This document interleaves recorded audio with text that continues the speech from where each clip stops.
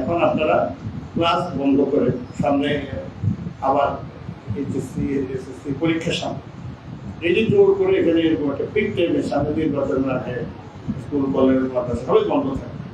Pick টাইমে এই যে রাস্তার মধ্যে দাঙ্গাবাজি করতে সাহেব চাইলে কি টাকা দিতে পারবেন? উনি একটা সরকার হাতে টাকা দেয়, বেসিক জিনিস সরকার করার জন্য। সরকার সংকট আছে, এমন না যে সরকার চাচ্ছেন না। বেতন বাড়লে এখানে কি আমার পকেট থেকে যাবে না আমার থাকবে, আমি মমতাদের পকেট থেকে। আমরাও সবচেয়ে বেশি খুশি হব এই সমস্ত স্টারবাজি করে শিক্ষকের বিভক্ত না হন। ইনশাআল্লাহ আগামী দিনে যিনি নেতা হবেন তিনি বড় করে দিতে পারেন। 2000 টাকা এখন আমরা 5000 টাকা দাবি করতে পারবো যদি উই ক্যান ক্রিয়েট সোর্সেস।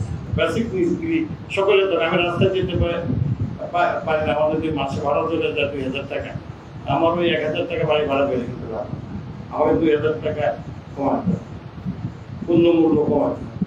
রাস্তার অনেক বিরাট কাজ। আমরা ইনশাল্লাহ আরো বড় আকারে মাদ্রাসার শিক্ষক বিশেষ করে মহিলা নারী শিক্ষকদের সুযোগ সুবিধা অনেক বেশি বাড়ানো হয়, তাহলে লক্ষ্মীপুর টিমের সাথে আমরা কম্পিট করতে পারবো।